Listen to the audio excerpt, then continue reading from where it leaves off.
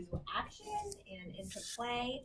We get to take all of our assessment data, look at it again, apply it to pregnancy and a pregnancy case, and tie in new information. And the new information is medical documentation, and specifically the documentation that we apply in nutritional sciences and in dietetics. So again, this is a dietetics pre-professional course, so I have to teach you the standardized language and our standardized way of documenting nutritional care in the medical facility, even if you're not planning on becoming a dietitian. So this is part of the requirement of the course. So thinking about, what are our goals, we have a case that hopefully you guys all read, and the goal of the case is to assess the patient, this medical case. And when I say assess her, we're thinking about assessing her nutritional status, right? We want to identify factors that are putting her at increased risk for poor pregnancy outcomes, right? We want to optimize her nutritional status so she has a healthy infant and she has a healthy delivery and she's prepared to go into the next phase of lactating and caring for her infant. So we are going to look at her nutritional status. And the other part, when we're seeing clients and when we're assessing cases, we're documenting our thought process and we're documenting our care for our own record keeping. So next time we see the patient, we have record of what was done for other healthcare providers so that they can see, what the nutritional status is of this client and what the nutrition professional did with this client. For insurance purposes and accreditation purposes at facilities, you have to have documentation of your care and what was done with your patients. So we have to document our care. And so the Academy of Nutrition and Dietetics has a specialized way for us to document, and it flows with the nutrition care process. So the way we document is ADIME, or ADIME. So an ADIME note. A stands for assessment, and in our assessment, what do we have in there? A, B, C, D. Exactly, our A, B, C, Ds, and Ps. So we're going to be documenting our assessment data. As we're assessing, we're obviously applying critical thinking and thinking of problems, right, that this patient has. That's what assessment is. But with the ADIME, the problems are called diagnoses statements or nutrition diagnoses statements. So that's a D, the nutrition diagnosis. This is a specific diagnosis related to nutrition care. It's not a medical diagnosis. It's a nutrition related problem.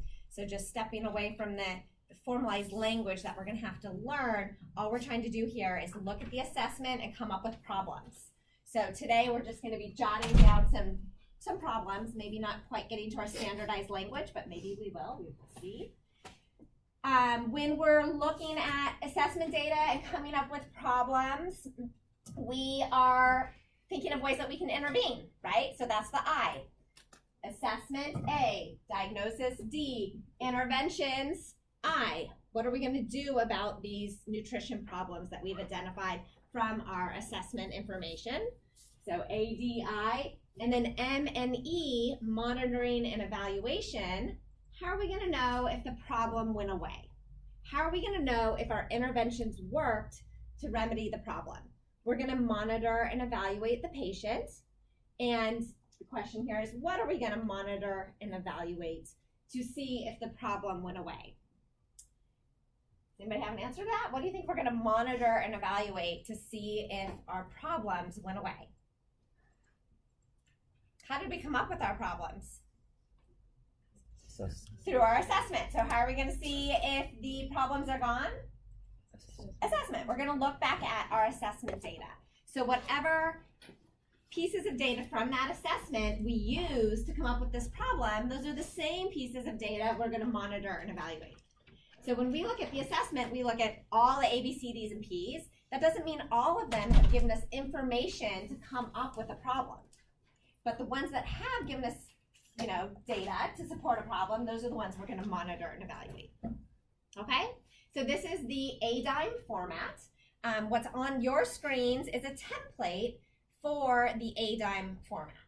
So I'm just going to scroll through here and use these handy screens that we have, so you can see where we're headed and how we're going to document the care today. Okay, we're going to try to document it according to this template. This is a template. That means it's adjustable. This is a starting place. You are going to be adding parameters or taking them away as relevant to the case, right? So I always like to start with the C, the client history, because it gives us a little background about the case. What's going on with this patient? Just set the framework medically as to what's going on, right? We actually always start by saying, this is our initial nutrition assessment, or is this a follow-up, or is this a reassessment? So we do an initial assessment, right? First time we see somebody, we might follow up on our interventions, and that would be just a follow-up note. And if enough period of time goes by, we're actually going to conduct a reassessment at some point. So that could be, we could call this a reassessment at some point as well. But right now, obviously with the client that we're seeing, this is an initial nutrition assessment. And so here's our nutritional status assessment, our A. So we have our client history. So why is the patient being seen? So this could be the diagnosis from the physician, or it could say in there, in your case sometimes it says referral to the dietitian for failure to thrive. Referral to the dietitian for, GI cancer. Whatever the referral was for, or it could be the diagnosis that the physician came up with. So there's there's different ways to go about this and how you're going to document. But the relevant past medical history, the chief complaint, their age, their gender, any significant medications. It's kind of a good starting place. Then we get into our anthropometrics, right? Height, weight, ideal body weight, percent ideal body weight. So when I say define, assess, is that considered overweight, underweight, within the normal range? Same with the usual body weight, same assessment parameters. And weight loss, is this severe loss, moderate loss, or no loss, right? If there was no loss, you probably don't have to include the percent weight loss, right? So you could take that out. And then the BMI, same parameters. Now, for pregnancy, what other weights do you think we're going to include? What's important for pregnancy?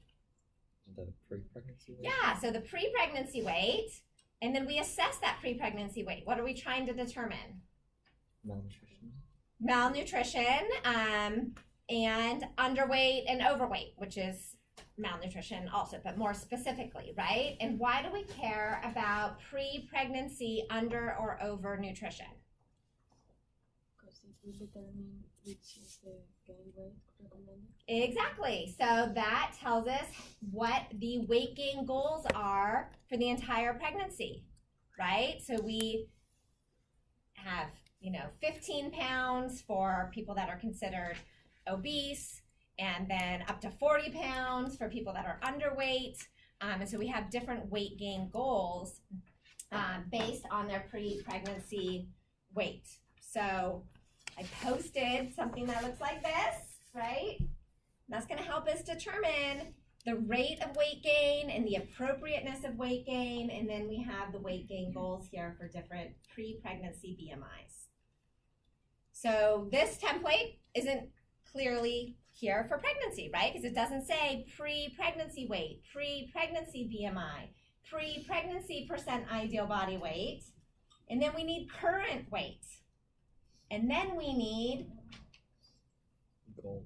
what? A goal. A goal weight. And what percent of goal is the person at right now? What percent are they at? Are they at goal? So this client, if anybody read it, she's at 23 weeks. Is she at goal, at her goal weight for 23 weeks? If she continues with her same pattern, is she going to reach her weight gain goals or not? So there's a lot of weights in pregnancy that we have to assess and add to this template, right? So A's and then labs, you're going to put down only the labs that are significant to nutrition care and that you have thought about and made a decision about. You're not going to include every single lab that was drawn. only those that are significant to your care. Our physical exam, I only listed a few things. GI and skin, because those are really important, whether their GI tract is working and there's bowel sounds and, you know, somebody's doesn't have diarrhea or constipation. These are really big things, you know, dealing with absorption. And skin, if somebody has decubitus ulcers, but we'd be giving more calories and protein. So those are some real standard ones in nutrition care. But other ones, clearly there's other ones that we've talked about that are really important as well, right? Muscle and fat stores, and other signs of micronutrient deficiencies. So we would document that, their physical activity, their diet order. So diet order is their hospital diet, right? Their diet order, the order from the physician and the medical facility. Okay, so that is the order. And here's their nutrition and diet history, what they've actually been doing before the diet order. Let's remember, why is that important? Diet history. It's like the week before they got to the hospital. We know that's important, right? Because that tells us the extent of malnutrition or not. And, you know, if they're eating well, then we're okay if they're not eating so well in the hospital because they've been doing okay before they got there. But if they haven't been eating well for a week or more, and then they get to the hospital and they still aren't eating well, we're really concerned, right? Because malnutrition is going to be coming on more rapidly. Their ins and outs. So their outs would be any, you know, urine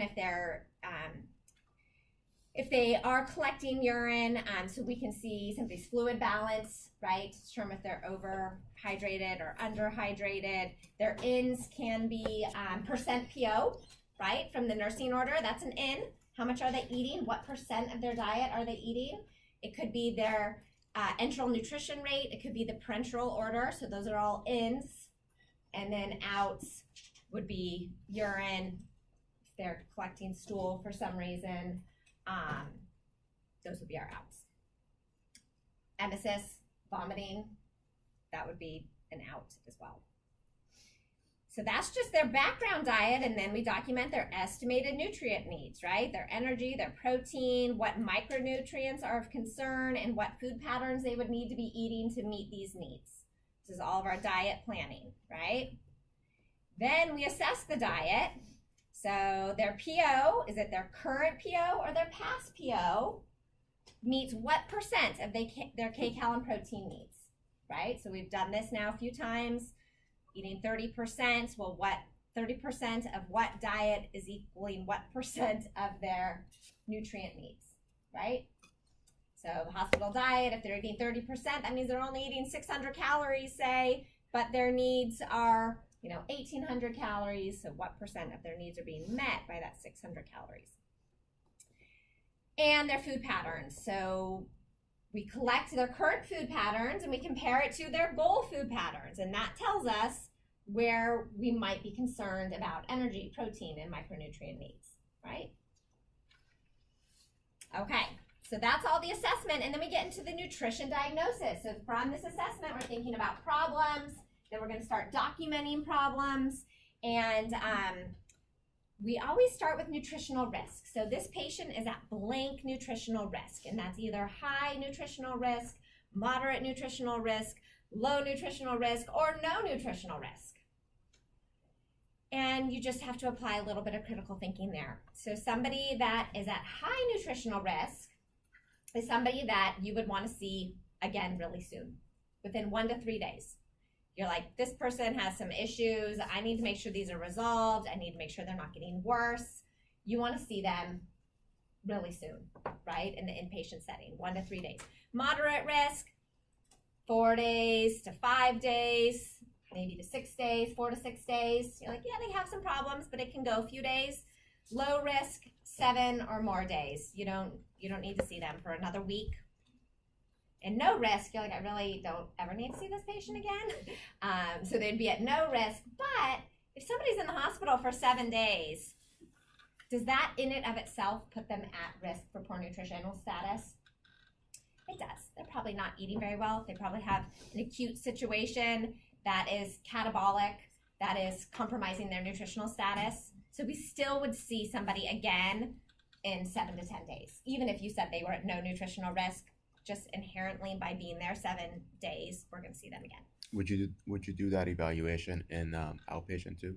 So in outpatient, the ranges are completely different. So in outpatient, you're never going to see somebody the next day or the day after that.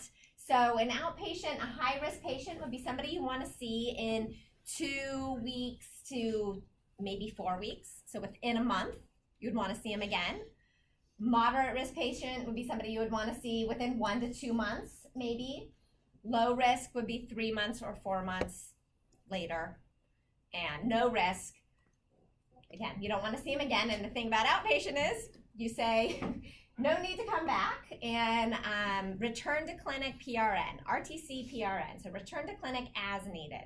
So you refer them back to the primary care doctor, and they can come back if something else comes up. But otherwise, they're not at nutritional risk, or they were at low risk. You did, your education and counseling, and you feel like they're going to succeed with that, and you don't really need to see them again. So these are subjective cutoffs, right? But there are ranges there. You just have to feel it. Do I want to see them soon, or can I wait a little bit of time? So high, moderate, low risk. And then we document our problems. We'll go through that maybe in a little bit. And then we write down our interventions. In our interventions, we have a goal. What's the whole purpose of our intervention? What are we trying to do here? That should be based on the nutrition diagnosis, right? Whatever the diagnosis is, well, that's the goal. We're trying to solve that diagnosis, right? And then we organize our interventions according to the type of intervention. And there's 4 different types of interventions in nutritional care. We have food and nutrient delivery. So we're providing more food, less food, snacks, changing the enteral nutrition order, changing the diet order, recommending different micronutrients. We're providing feeding assistance, anything to get more food in the mouth or less food in the mouth, changing the nutritional composition of the diet. Nutrition education would be another area of our intervention where we just educate somebody on what it is we feel like they need to do. Nutrition counseling is a more supportive environment. We apply behavior change theory, and so we would document the theories and the strategies that we're using to modify behaviors and change behaviors. So beyond just educating, actually trying to get somebody to make some changes is nutrition counseling. And then coordination of care. You're going to ask the physician to order this lab or that lab. You're going to refer the patient to a government nutrition program or a community-based program. You're going to communicate back to the skilled nursing facility that the client is living at. Whatever kind of care you might be coordinating. And we do a lot of coordinating of care. We tidy up a lot of different pieces of the medical and nutritional care of these patients. You would document that there. Okay, so our goal today is to look at the case and apply it to our ADIME format and begin to document our thoughts and plans according to this ADIME format. Make sense? Any questions or concerns? Okay, so how many of you have actually already done this? So I gave you all these tools ahead of time. I said read the case at a minimum. Did anybody go beyond that and start to assess the patient? Okay, that's what I thought. So great, let's spend a lot of time doing that in table groups. I'm gonna have you write on your, you should have come up with the fact that she needed to gain by now 11 to 16 pounds. Of the total, right? At 23 weeks, she should have gained 11 to 16 Okay. pounds that will contribute to her total weight gain of 25 to 35 pounds. Yes. Wait, which part are you looking at? Is it A, B, C, or D? You are looking at B and C together. That's the normal. At 23. So let me project it. I think I can do that.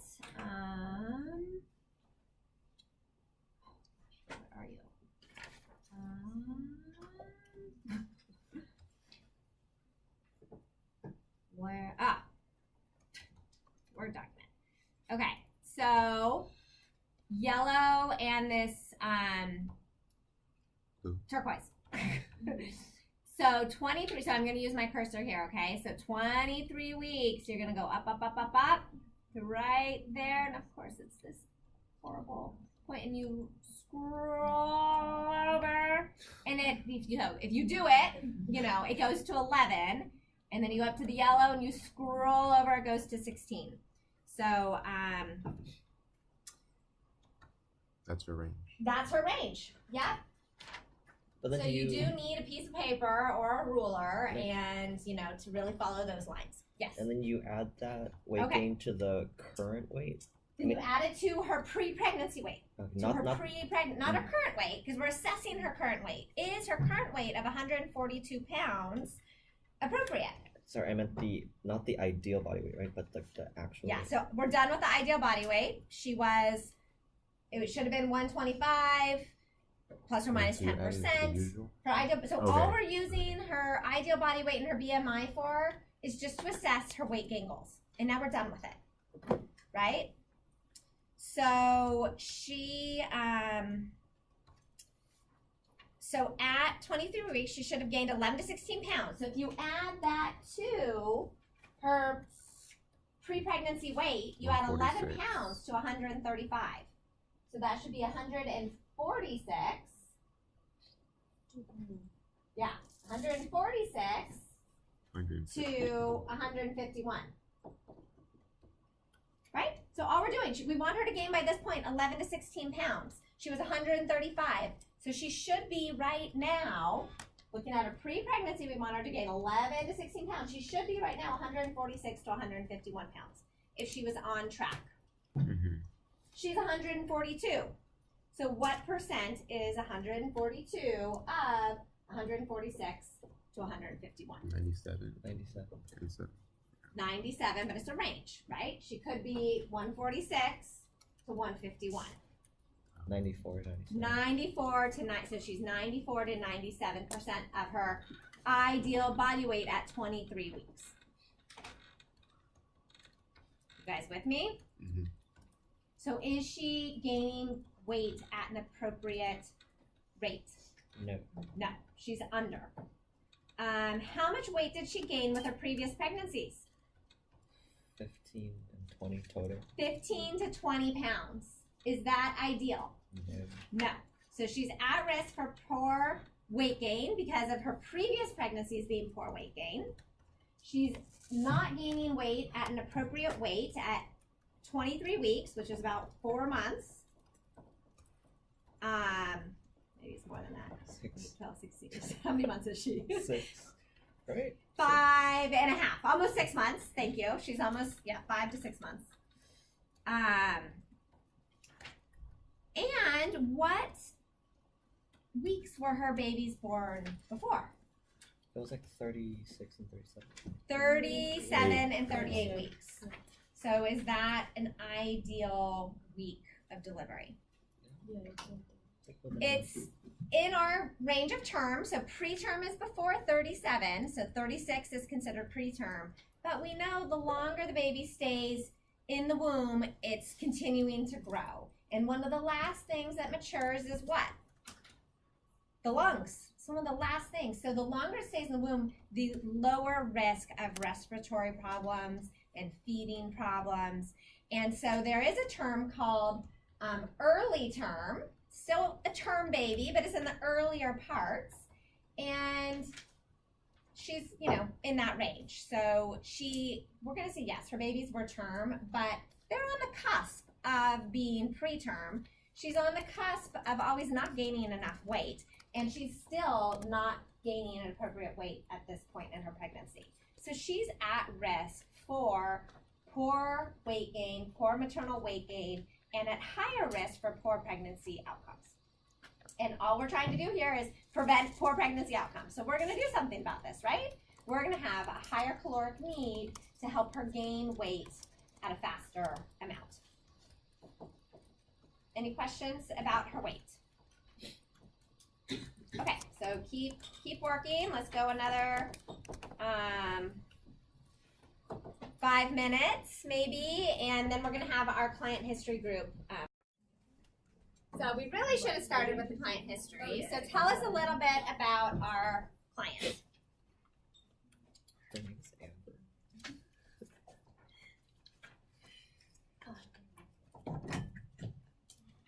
Okay. Well, our client, we kind of already talked about the 2 previous pregnancies, which is kind of, she's on the cusp of being early, which could be a yellow flag. And yeah, and then it said that she had a C-section at 18 months prior, but her kid is 12 months old, so that doesn't make sense. So we would probably ask the doctors about this and see what's going on. And why is that important? Because we want her, because if it was 12 months ago, she just hasn't had enough time to just like revamp the whole. And so it's 12 months ago, and she's already 23 weeks. So she's 5 to 6 months, 5.5 months pregnant. And if it was 12 months ago, so she only had 6 months in between pregnancies to revamp the system, to replenish her nutrient stores. Yeah. Right? So hopefully she wasn't depleted nutritionally when she delivered, right? Hopefully she was eating well and her body was not depleted. But we know she actually only gained 15 to 20 pounds and her babies were born at 37 to 38 weeks. She may have been somewhat nutritionally depleted, right? She didn't gain that much weight. So she may be coming into this pregnancy already at a poorer nutritional status. And then she is taking prenatal vitamins, but she doesn't take them all the time because she said that they hurt her stomach. So, and then we see that through her biomedical labs, which show that she's super, super anemic, and has low folate, but I digress. She smokes 1 to 2 cigarettes a day. She said she was trying to stop, but has not. And then she has a family history of diabetes, hypertension, and coronary artery disease. Okay, so what are we going to do about that? Well, the labs don't show any glucose intolerance or anything wrong with insulin, so that's okay. Okay. Hypertension. When is she supposed to have a glucose tolerance test? 24 to 28 weeks. 24 to 28. She's at 23 weeks, right? So given she has a family history, but even forget the family history, we want to make sure that the glucose tolerance test is ordered. I'm sure the physician is doing that, but we might just coordinate our care and remind the physician to do a glucose tolerance test coming up. Mm-hmm. Quick question. How do you distinguish between chief complaint and coordinated care? Well, this is not coordinated care. So CC is always chief complaint, but I was I was just just using thinking- my shorthand, cord care. Okay. Yeah. And Okay, so based on this, what's important? What are we gonna do? Are we gonna do anything about any of that? It's setting a framework in our mind that she might be nutritionally depleted. So I'm making a little note to myself, needs nutrition. Okay, there's my note. She needs nutrition because of that. I'm not really doing much more prenatal. So she's not taking them and she has GI upset. Are we doing something about that? Yes. Yes. So our intervention, prenatal, we're going to educate for her to take it, right? And we're going to have to figure out a way to get her to take it. So if she said she has GI upset. mm-hmm. So what are some of our recommendations for that? Change it. Sure, she could try a different one. See if it's any better. Okay, take it with food. It's going to bind to things, but she's still going to get some absorption, right? Okay. So that could be a way to maybe minimize the GI upset. Take it at night. Take it at night. Yeah, so take it at night. I had a question. Why do they say to take vitamins always at a full stomach? At Is a it full at a stomach. Maybe she's not eating enough, and that's why it's hurting her. So I would say try it with food and without food and see what feels better. So there is, when you take it with food, sure, you have more, stomach acid that can help to break it down and maybe enhance absorption. But you also are going to have different nutrients binding to things, and so that can decrease absorption. In the end, neither of those is going to cause a deficiency, right? You're just maybe not going to get as much from it. So do what the best way to take supplements is to find a way that works for you, right? So that they tolerate it. But taking it at night is always the one that I recommend because they fall asleep and then they don't have that GI upset. So sometimes they wake up and don't feel well, but yes. Is there a specific reason why she was experiencing the GI upset from the vitamins? So just vitamins and minerals can cause GI upsets for sure. Iron can, and yeah, it's a lot of nutrients in the stomach at one time. So that is an intervention. What do you think this is? Talking about the prenatal, like getting her to take a prenatal. Is that food and nutrient delivery? Is that education? Is that counseling? Is that coordination of care? Remember we have 4 interventions? Nutrient delivery. I'd say that's nutrient delivery. We're delivering a nutrient. Sure, there's some education, right? We're teaching her how to take it and encouraging her to take it. So it doesn't really matter where you put it, but either one of those sections would be okay if you put it under nutrient delivery or nutrition education. Verify the last delivery. That's going to be one of our interventions based on this. We're just going to ask, and that could be coordination of care, I guess, because we're going to ask the medical team, when was her last delivery? How old is her baby? What about smoking? Are we going to do anything about smoking? You said she smokes 2 packs a day. Why do we care?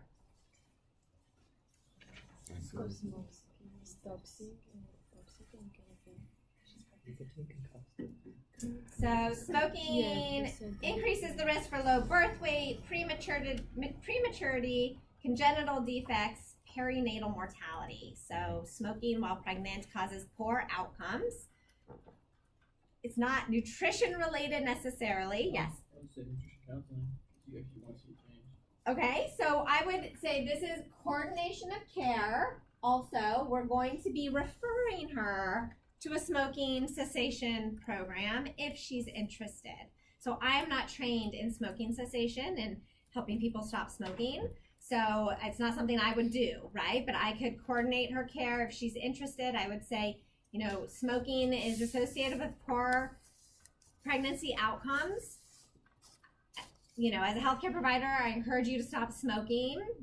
Here's the information on smoking cessation. How interested are you in going to this program? I would then tell the physician too, she's smoking. I encouraged her to go to smoking cessation program. Please continue to follow this patient. But I'm not going to actively work with her on smoking cessation because that's out of my scope of practice. But I am not going to ignore it. We also know smokers have low serum folate levels. Oh, so interesting. I looked that up this weekend. So it can impact nutritional status and lower blood folate levels. Does that relate to this client at all? Yes. It does. She has low blood folate levels, right? So even more of a reason to make sure she's getting her prenatal, right? That has adequate amounts of folic acid in it. Okay, so that's what I would do based on her client history. So we have interventions based on her client history, right? Do we have any problems yet, like true problems from here? What's a problem that she has? I'm not going to use my formal language, but not taking a prenatal is a very clear nutrition problem, right? That's not a formal, you're gonna learn why this is not a correct statement to make, but we're just jotting down generally nutrition problems. That's a nutrition problem. These other ones aren't really nutrition problems, but they're things I'm not gonna ignore either. You with me? Okay, so we've done our client history. Let's just see if there's anything else on my note that I wanted to say. What is her diagnosis? Hypochromic microcytic. Okay, so her diagnosis, at the end of the case, she does have microcytic hypochromic anemia. What you could have also said, her diagnosis is pregnancy with iron deficiency anemia, ruling out preterm labor. That's why she originally came into the hospital, was to rule out preterm labor. It's a say, yes, she does not have preterm labor, right, to investigate if she is going into preterm labor. Her past medical history, yes, is the Gravida 3 Para 2. Everybody look that up. Gravida means what? How many pregnancies? So she's had 3 pregnancies. Para is number of births. She's had 2. Makes sense. Past medical history. Gravida 3, Para 2, delivered at 37 and 38 weeks. Last pregnancy 12 to 18 months ago. What about her chief complaint? So we forgot in her client history the chief complaint. I mean, vaginal bleeding, right? She came in because she slipped and she fell and she had vaginal bleeding, but we've decided that's not really nutrition related, but does she have any chief complaints that are related to nutrition? Or you could also just call these like patient history or patient complaints. Fatigue and shortness of breath. Yeah, fatigue. What else did you say? Shortness of breath. Shortness of breath. Hair. So abdominal bleeding is not going to be something I'm going to do anything about, but what else? So that's going to be physical sign. Yep. So shortness of breath, tired. Did she say she had morning sickness? Oh yeah. So why do I care about morning sickness? Yeah, because you don't eat, right? So if you have morning sickness, you're not eating well. That plays into her weight. She hasn't been gaining weight well, but is she feeling better? She's feeling better. So morning sickness, better now. Why am I documenting this? Because it relates to her weight. I'm also thinking, it's better now. She's going to start eating. So some of this weight issue is probably going to self-resolve because she's now going to start eating. So many women don't gain any weight in the first trimester. They might even lose a few pounds because they have such bad morning sickness. And then they start to eat and their body tells them, eat, right? And they eat and they gain weight and they still have adequate weight gain. I'm a little more concerned for her because her last pregnancies were early term, not preterm, but a little bit on the earlier side, and she only gained 15 to 20 pounds. So did she have good outcomes? Like, are her babies healthy? Were they in the NICU? Who knows? We don't know anything about that. So maybe this is just normal for her. Maybe it's fine, but we definitely want her to at least get to 25 pounds, right? So I'm a little more concerned than maybe other people because I know she's never gained enough weight and she's always a little bit on the cusp of early. And she smokes. Yes. For intervention, then, would you want to ask her about her previous babies, or is that You could. Well, yeah. Did you have healthy babies when your babies were born? Were they, were there any problems? You could say that. Sure. Let's see. Yeah, but if they weren't, I'm still not going to ignore it because she gained 15 to 20 pounds and she still was lower. Like, this could be even worse. What if the trend was the first one was 20 pounds in 38 weeks? The next one was 15 pounds in 37 weeks. Well, what if this one's 10 pounds in 36 weeks, right? So I don't know what her trend is. James, did you have a question first? Okay. What does shortness of breath have to do with nutrition? What does shortness of breath have to do with nutrition? Deficiency. Yeah, anemia. It's a sign of iron deficiency anemia. So do we need to put that in there? No, because we already have a diagnosis of iron deficiency anemia. But because we want to be awesome nutrition professionals, we're going to connect the dots and tie anything that relates back to a nutrition problem into our note. But sure, we are going to do something about it because now we are going to be doing an intervention based on her iron deficiency anemia. So why don't we have our labs group come up and present what are our labs. So client history, now we know her weight. Come on. Michael, you're up. Let me help you guys out. Yeah. We all already know. We've been talking about it, right? Okay, so it's her biochemical. So she has hypochromic microcytic anemia, and then based off the labs, like the regular low red blood cells, low hemoglobin, low hematocrit, and then like immune cell volume. so it's microacidic, and as well the range of the cells, like inside of the cells, is much larger than it should be. So that just shows that bigger cells and smaller cells. So. Consistent with nutritional anemias. So even just iron deficiency has a high distribution width, RDW, red blood cell distribution width, because some are normal, some are small, so you have a big range. And then if she actually also has folate deficiency, she might have some that are really big, so you have a really big range, right? So good job. We would want to actually put in here the labs. So as a healthcare professional, we don't want to just, this is an assessment. We would actually have the data too. You would have the data for these labs. We would also put in here, what is going to tell us that it's that it's iron? I mean, this is just saying that small and pale. What do we know that it's iron related? Yeah, so there was a ferritin and it was low, right? Iron binding capacity. Yeah, total iron binding capacity. So we would put all of our anemia labs, right? Okay. So what are we going to do here? What does this tell us? Does she have a nutrition problem? Yes. Okay, so it is a medical problem. So the medical problem is iron deficiency anemia. That's a medical diagnosis. Nutrition problem is, Oral intake. it could be poor oral intake, but we're going to have to verify that. Does she have a poor oral intake of iron? She might have a total poor intake, but not necessarily of iron. She does for sure. I know one of the problems is going to be an altered nutrition lab. Altered nutrition labs. And we would say, you know, we would list them all.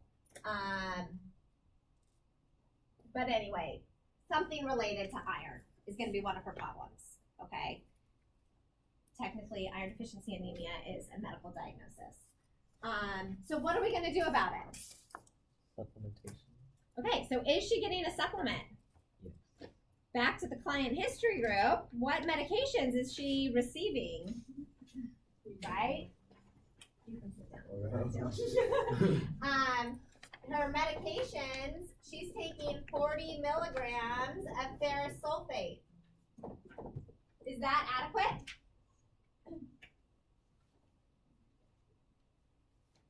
Isn't it supposed to be wrong? So 50 to 200 milligrams of elemental iron a day to treat iron deficiency anemia. Ferrous sulfate is only 20% elemental. Okay, so she's getting 8 milligrams of elemental iron with this prescription. And so it's inadequate. We are not going to be writing a prescription for iron because we're not medical doctors. So what are we going to do? We're going to coordinate care and we're going to say, MD, please consider different dose. 50 to 200 milligrams elemental. Divided, right? We take that divided throughout the day to maximize absorption. Yes. What if they don't comply? Or like, So they love our input and they always comply. And if they don't comply, then they tell you why. And then you go, okay, well, was I wrong or are you wrong? And if you disagree, then you say, well, but here's what I know and here's the evidence. And they say, well, here's what I know and here's the evidence. Ultimately, they're the boss. They are the primary provider. But that's not our only intervention, right? What else are we going to be doing? Diet. education. Diet education. That's where we do have control. And so are we going to be doing nutrition education or are we going to be doing food and nutrient delivery? It doesn't really matter. But given she's going home, right? Did it say discharge home? I'm going to be educating her on what to do, right? So technically nutrition education.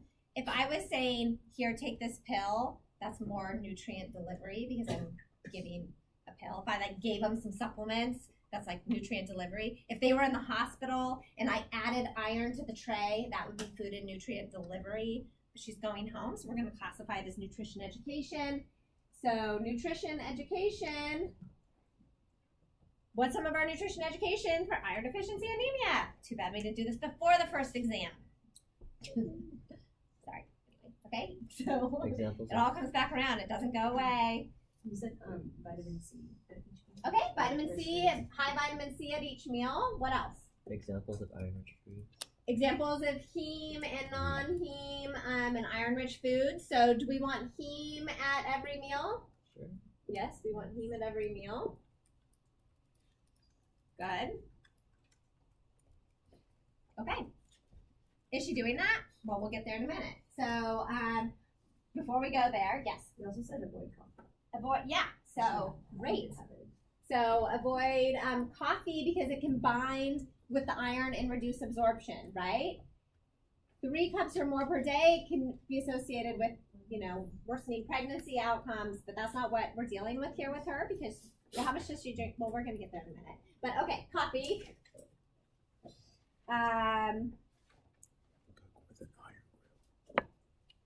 Cast iron pan.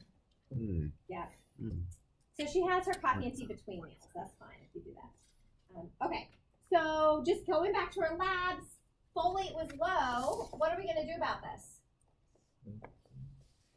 We're going to encourage the prenatal, but we also, is that the best lab to measure folate levels? No. The most sensitive lab for folate levels is RBC. red blood cell folate. So we're going to go back to that doctor and we're going to coordinate some more care and we're going to say, please order RBC folate. Right? So we can just see if she also has folate deficiency. We're going to take care of it anyway because we're going to really encourage this prenatal vitamin. And we're also encouraging smoking cessation. Yes. Karina or the So it depends on your facility. It depends on your facility. So when everybody gets to order labs, it becomes wasteful in the healthcare system because it's very expensive. So when you have a streamlined system of one person ordering the labs, it can lower costs. Some dietitians have rights to order certain labs, but not every single lab. So it just depends on your facility and what they let you, the rationale and the protocols. Okay, so we've done our A's, our B's, our C's, so now we get to the diet. So how is her diet? Come on up, come on down. We have a lot to think about with our diet, right? Well, we didn't fully finish everything. Yeah, it's okay. The exchange is so Yes. So I'm just gonna have you put it right here so that I can keep my problem list going, right?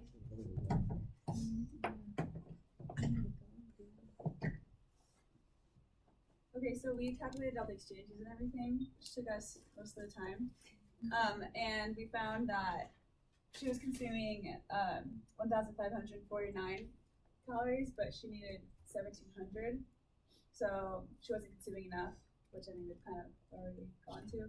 And then also she wasn't getting enough of the protein needs. So let's go back to how'd you calculate those estimated energy needs of 1,700? We did the one of the formulas, the RMR formula. Okay. Did anybody else calculate energy needs? So what is the 1,700 calories sound right for a 5-month pregnant woman? That's thought it sounded 130. low. Sounds Yeah. low, right? So critically thinking, it sounds low. Yeah, So but what do we do she's- when it sounds low? Three. We recalculate it. Yeah. And we always want to calculate calories 2 ways. So did you calculate it 2 ways? You didn't have enough time. No, so we didn't. yeah, But then we said, like, based on weight gain, we added more. Good. And she's in her second trimester, and that was like adding 240 or something. Right? 340. 340 Yep. calories to that. Good. Okay. So this is with the 340. Yeah. Okay. So Well, you guys, kind of, or was we're this kind of with 340? estimating. No, this was just, wait, what was this one? That was our estimated needs, like, for a pregnant woman, but it was too low. And then 1950 was, like, added because she was underweight. Okay. We Okay. had 250 for weight. Okay. So I got about 2,200 to 2,400 calories total. And so agreeing low and still feeling low. And so my rationale is I did the Mifflin St. George, and then I did an activity factor of 1.2 to 1.4. So she's going home, and that is our low activity factor for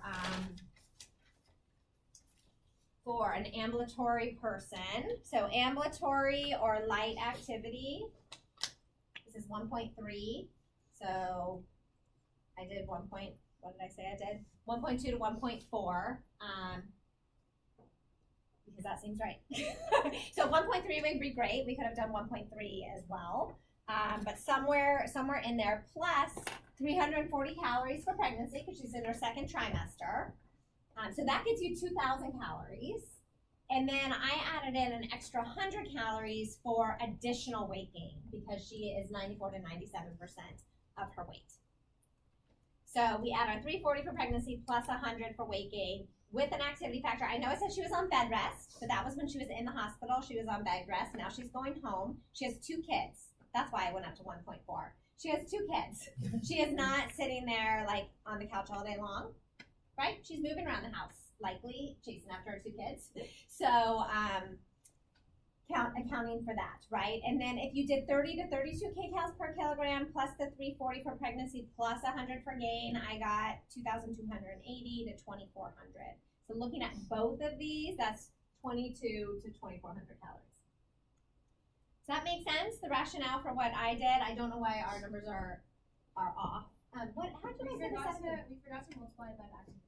Okay, so you guys calculated the resting metabolic We rate. just did that right when we ended, so we didn't. Yeah. We like rushed it. Yeah, of course. So this is not a criticism, this is a discussion, Yeah, right? yeah. Don't take it personally.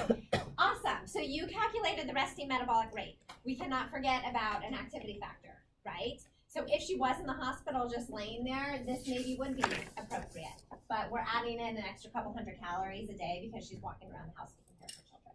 Yes. Sorry, which was the second method you used again, besides the EST? The kcal per kilogram. Yep, so we always have 2 ways, Mifflin St. George and then just the standard kcal per kilogram formula, right?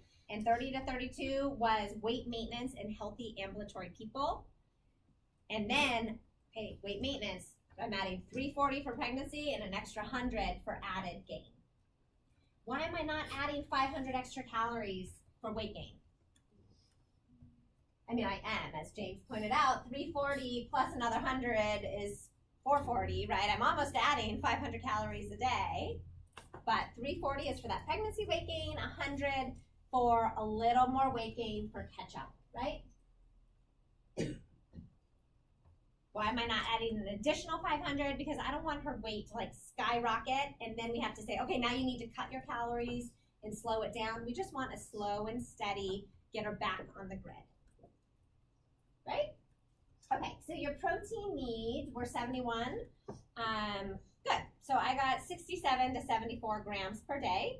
So you could either do the RDA, which is 0.8 grams per kilogram, plus 25 grams for pregnancy, or 1.1 gram per kilogram. What weight am I comparing this to? Pre-pregnancy. Yes, it's pre-pregnancy weight. Pre-pregnancy weight. Yep. So so that's, you're right in my range though, 67 to 74. I think we did currently. Current weight. So that's important to know. It's protein for her Oh, because then you pre-pregnancy, add because then you for the add for the pregnancy, Okay. right? Yeah. Yes. Fantastic. Okay, so we have, and then you calculated, you guys are amazing. You calculated that she was getting 1,500 calories a day. And guess what? I did too. I got 1,500 calories. It's at 1,508 and it's 70 grams of protein. How many grams of protein did you guys get? 67. Wow, we have mastered the exchanges. Okay, and just so you know, I also put this into a computer program and it got 1,700 calories and 63 grams of protein. So pretty close. Okay, so you said her diet is inadequate to meet her needs. Awesome. Stay here. So what are we going to do? What's a problem here? What's a problem? Inadequate. Yep. And guess what? Inadequate intake is almost a standardized term. So she has an inadequate intake, and we're gonna put kcal and protein, right? And so what are we gonna do? Nutrition education, to meet needs. Okay, did you look at her food patterns at all? Kind of did. Sort of, yeah. Yeah. So what would be a great thing to do is when looking at her diet, what are the recommended food patterns for a 22 to 2400 calorie diet, right? So that would be part of our goals, like the ideal, right? How do we figure that out? You guys know what I'm talking about? USDA food pattern. Yep. So, hey, I want her to eat 22 to 2400 calories. What does that mean in terms of food? Right? So we would say her goals would be to have 2 cups of fruit, 3 cups of vegetables, 7 to 8 ounces of grains, 6 to 6.5 protein, 3 cups of dairy. So why am I doing this? Why is this important?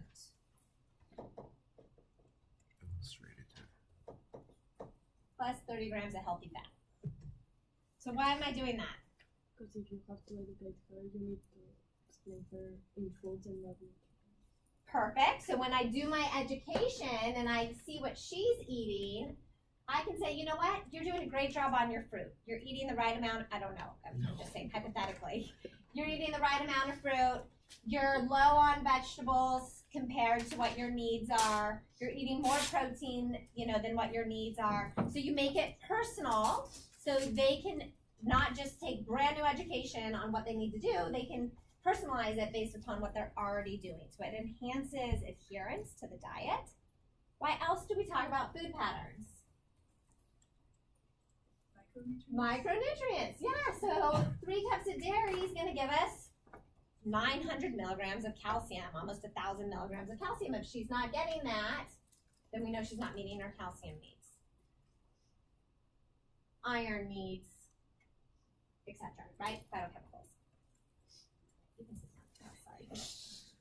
What else about her diet? Yes. If, for hypothetically, she was like lactose intolerant, what would you do? Yeah. So what do we do if somebody's lactose intolerant? Lactate. Like milk, like where like lactate just wasn't an option. Okay. Yogurt, is yogurt an option? Is cheese an option?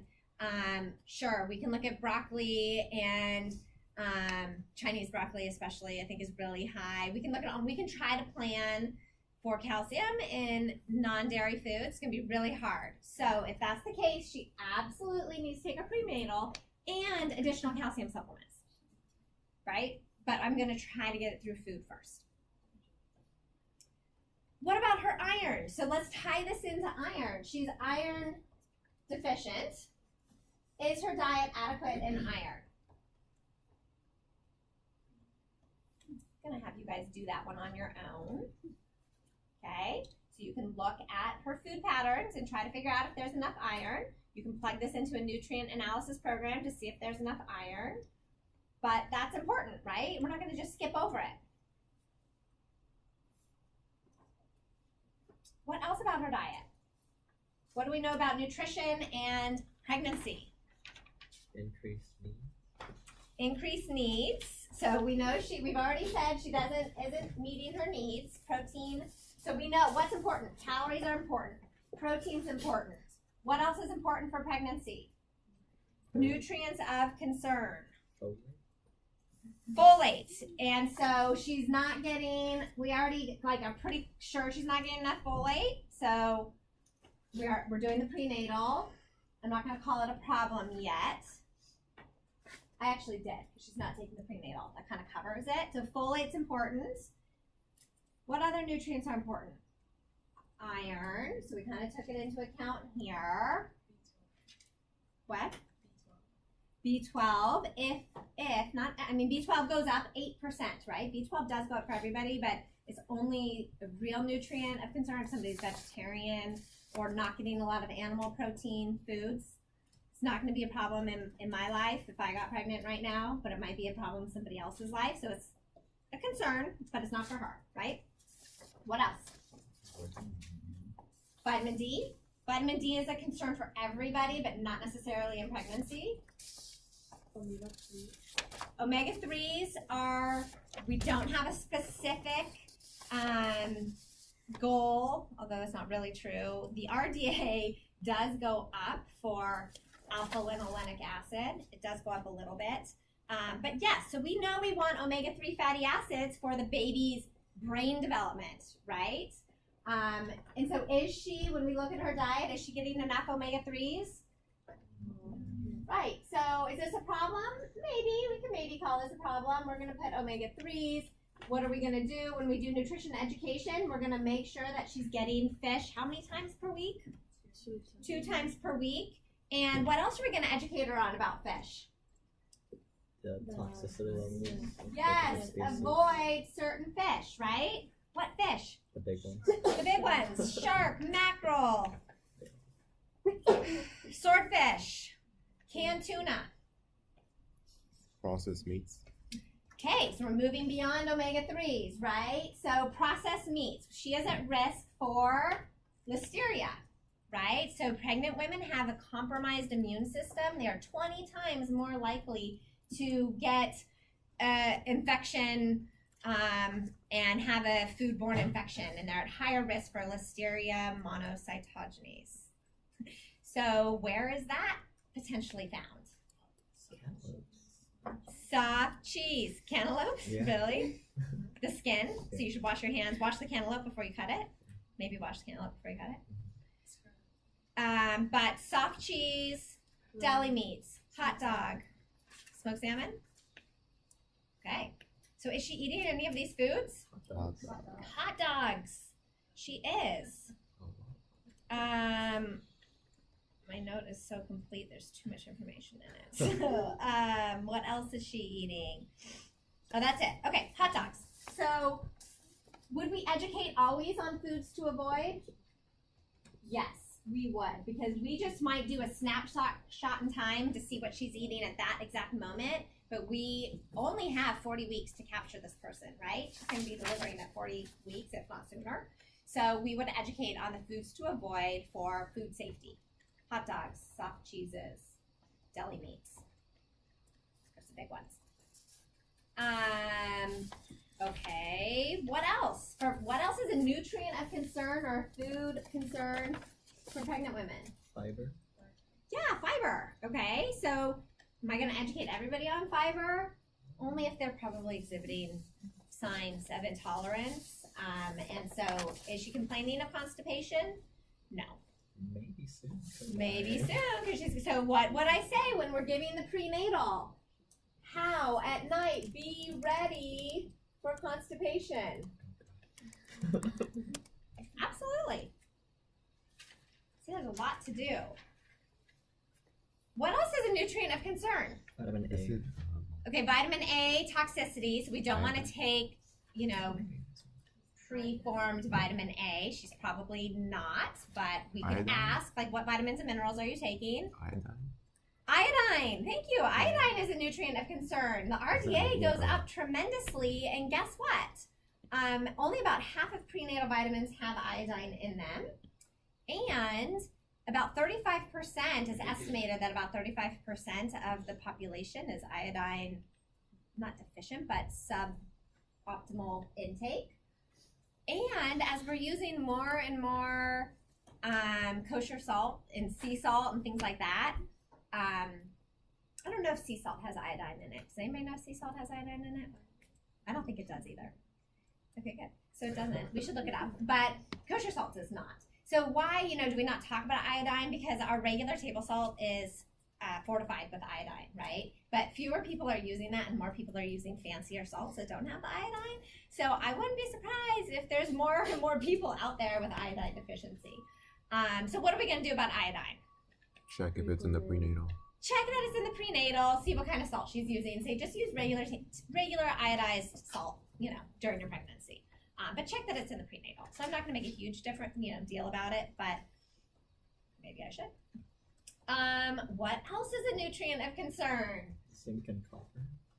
What? Zinc and copper. Oh yeah, you have your notes open now. Okay, zinc and copper. Okay, so zinc, animal foods. Let's make sure she's eating enough animal products and that she's taking her prenatal. And the other one that I was thinking is calcium, right? Calcium. So does the RDA go up for calcium? No. Why? Increased absorption. Increased absorption. I love it. That baby needs that calcium for the bones, but our body adapts by taking in more. Only if we're taking in calcium. If we're not taking in calcium, where's the baby going to get that calcium? Our bones, right? Parathyroid hormone's going to release the calcium from our bone. Osteoclast activity is increased. Yes, class. So we need to make sure she's getting at least the RDA. And so how are we going to know that? Diet assessment. Is she getting at least 3 dairy a day or taking supplements plus her prenatal? Dairy's just easy. I don't care if somebody doesn't take dairy, okay? So I just say it because it's like the easiest way to do it. Adapt the diet to meet the calcium needs, whether that's supplements, vegetarian sources, or dairy sources. Yes. So it says she was on WIC before. Would you refer? So or she was recommend? on WIC before. What does that say to me? That could have been some of her client history. I wonder if she has enough access to food. I wonder if she would qualify for WIC today. You could ask her. Do you think you would qualify for WIC? Is it important for you to get back on that program? Yeah, supplemental nutrition, program, and there's food available for that. Wouldn't make any assumptions, but you could definitely ask if they want that referral. So inadequate intake. We're gonna have to learn more about her diet, right? So what do we need to do? We need to have you guys think a little bit more about our diet. Is it adequate? Assess our diet a little bit more. We did a fantastic job, but we need to think about micronutrients with pregnancy. You can compare food patterns. You're going to have to come up with the iron. 27 milligrams of iron is the RDA for pregnant women. 27 milligrams, okay? Granted, she's taking a multivitamin and she's getting some iron now. So then, how do you assess if it's meeting or not? Like, if you don't know Right. how many milligrams are in the thermometer, Well, so let's go with 40 milligrams of ferrous sulfate is what she's getting a day. 20% is elemental, so she's getting 8 milligrams of elemental iron through her supplement. Okay. The prenatal, we should go look. How much iron is in the prenatal? Is there a I standard? think it's 27 milligrams. okay. She'll be getting it. So okay, so fine. What do we think? Let's not worry about her diet because she's taking a supplement. No. It's not ideal. It's not ideal. When she stops the prenatal, her RDA is still pretty high. She's going to be a menstruating woman after she stops lactating. So it's still important to make sure she's getting enough iron in her diet. But how many would it be okay? Like, cause 27. I would just go with the RDA with diet. We don't want iron toxicity, right? I would just try to, get the RDA with the diet, and then she'll be taking even more with the supplement. So I need you to write an ADIME note, okay? Use the template. Hopefully you took pictures or you wrote this down. Put it into the ADIME format. Come up with, is she low, moderate, or high risk? The nutrition diagnosis, we're not there yet, but you can write down some of her problems. We're not going to do our standardized terms yet. And the interventions, you should have an intervention for every problem that you've identified. So we don't have perfect form yet, but we're getting there. And I know we just did it together, but I want you to practice it on your own. It shouldn't take you too long because we just did it, right? But put it all together, tidy it up in a nice note, and then you can upload that to B-Courses. Sound good? And you're going to have to do a little bit more work on the diet.